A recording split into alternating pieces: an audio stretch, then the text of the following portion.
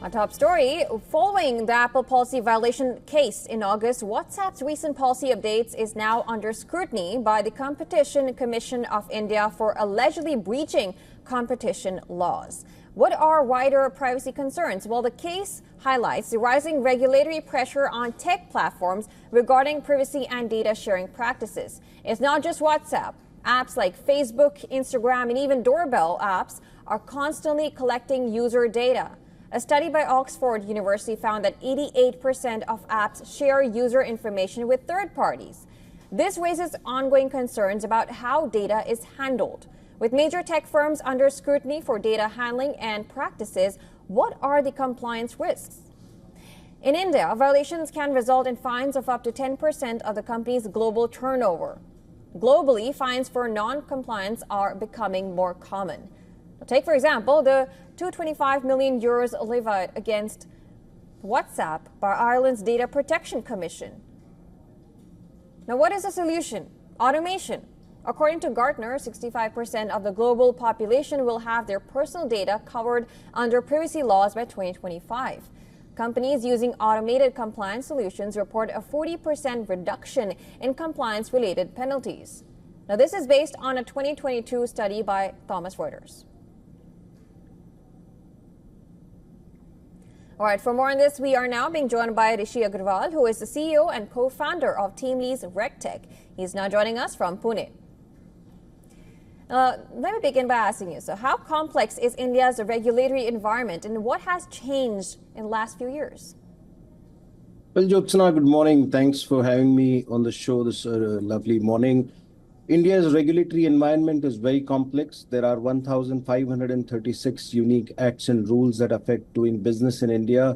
Subsumed in them are 69,233 unique compliances across 7 categories of the law at 3 levels. And there are about 6,618 filings that entrepreneurs have to comply with from a total ecosystem point of view. A small company with a single state operation today deals with close to 1,000 unique compliances and about 2,500 total compliances in a year. Now, if you translate that into about 250 business days, that's about 10 compliances a day. A mid-sized company with about 5 manufacturing plants in India deals with about close to 12,000 compliances, which is about over 50 compliances a day. That's the landscape at a larger level. That's not it. There are 2,233 unique websites in the country that publish regulatory updates. There are about 8,000 plus regulatory changes in a year.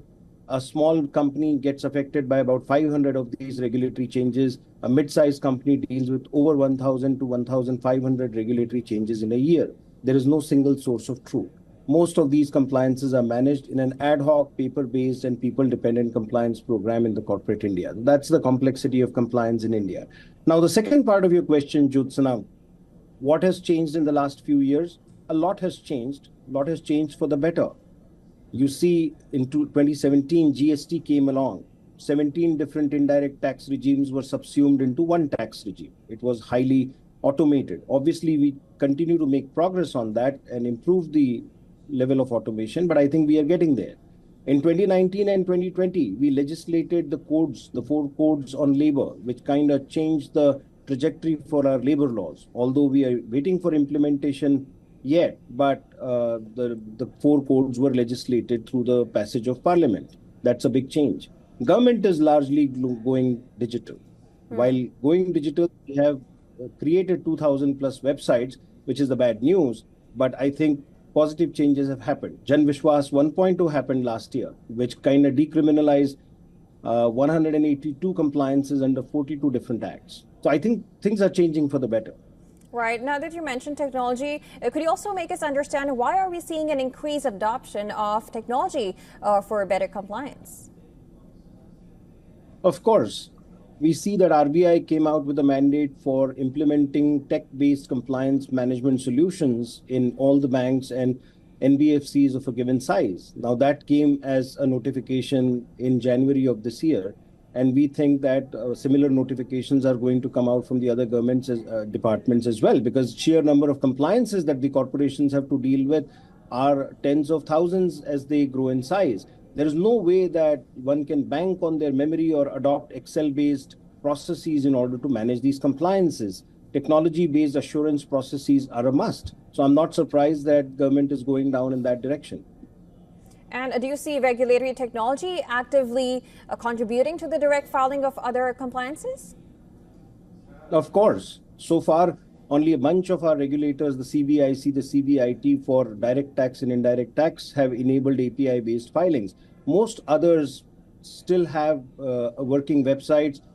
Each one of them have a different way of logging in. Each one of them have different ways of filing. So all of those are still creating complexity. And the way I see it is API-based filing is going to simplify the way people do their compliances. So some of these platforms will see significant growth in the near term.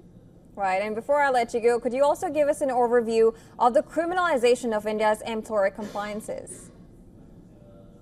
Thanks, Jyotsna. That's my favorite topic. Gautam Chikarmane from Observer Research Foundation and I co-authored a book titled Jailed for Doing Business, which does dissection of 26,134 clauses of imprisonment embedded in India's 69,233 compliances. Basically, 2 out of every 5 compliances in the country carry clauses of imprisonment going from 3 months to about 10 years. A lot of them are embedded in our labor laws. So 68% of the criminality comes from labor laws. And within the labor laws, almost 50% of it comes from the Factories Act of 1948.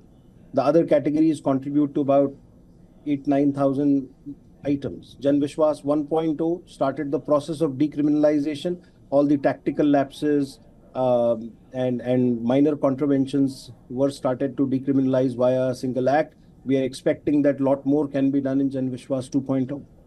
All right, that was Rishi Agarwal, who is the CEO and co-founder of Team Leads RegTech. Thank you so much for joining us on the show and giving your insights. Thank you.